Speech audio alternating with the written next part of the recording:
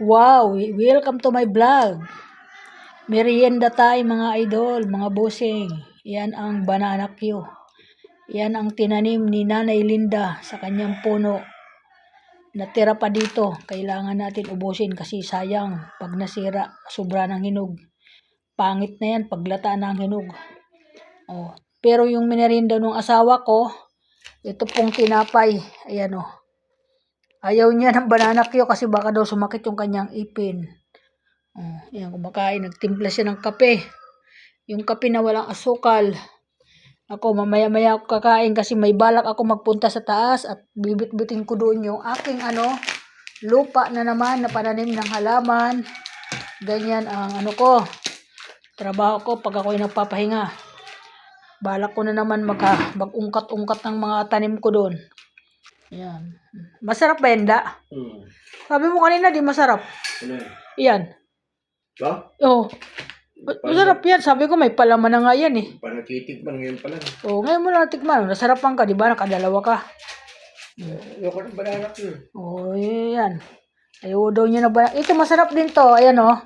Ito po, pwede mo lagyan ng palaman yan. Masarap to. Masarap to sa pagtimpla ng kape. Meriendahin mo mamaya. Ay, wala kami mamaya merienda. At itong kawali ko, ito niready ko na. Dadalhin ko ito sa taas kasi pag may magprito ng itlog doon, mayroon naman ako dito sa baba, kaya ito dadalhin ko sa taas para hindi na kumuha dito sa baba ng kawali. Kasi pag may kalan na doon, malamang piprito sila ng itlog kapag may bisita ako dito. Di na ako, sabihin ko dito na tayo magprito. O, di ba? O, kaya maganda yung may nakaready na doon. Tapos, pag may bisita lang naman ako dito. Saka ko yan i-ready. Yan. Hindi tayo nawawala ng bisita, lalo na ngayon magpapasko. Kailangan natin ng mag-ready sa ating bahay. Yan. Kaya ako inuunti-unti ko na mamili ng paunti-unting pagkain dyan para in case may dumating ng biglaan, mayroon akong iluluto. Yan. Pero karamihan kong binili mga isda, mga busing kasi maganda po yung isda talaga sa katawan ng natin. Yan po yung yung aking inoobserbahan, maganda po yung isda. Yan, akit ako maya-maya sa taas. Mainit pa yung aking pinirito.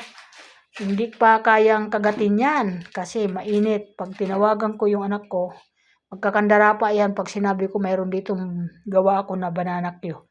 Yan. Kahit may ginagawa yun, iniiwanan niya. Basta't pagkain ang itinawag sa kanya. Ganun talaga yun.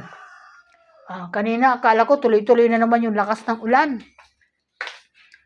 Lakas ng ulan kanina, grabe. Habang lumalakas ang ulan, naglilibang naman ako dito sa loob. Ayan o, putik na naman yung daan. Putik na naman yung daan namin dito. Madulas pa naman kasi may mga lumot. Ayan. Kawawa na naman yung mga tanim ko, nabasa.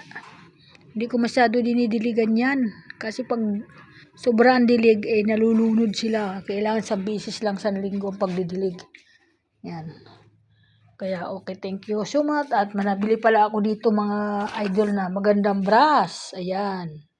O, kita mo, hindi ko alam kung aakit ko ito sa taas o dito na lang to sa baba, sa CR ko. Pagtsatsagaan ko muna yung luma ko doon para doon sa mga alaga ko. Kasi binabras ko kasi yan sa sahig. Ayan o, malambot siya, maganda siya, pambras. Pero iakit ko na lang to sa taas, bibilihan ko na lang to sa CR. Pag bumalik ako doon. Tapos ito naman yung parang pambata. Pambata po ito yung panghugas ng mga didi. Gagawin ko panghugas ng mga painuman ng manok. Mas maganda ito. Para isusuot ko na lang siya doon. O di na ako mahirapan, di na papasok yung aking kamao doon. Nasusugatan ako kasi minsan eh. Kaya ito binili ko.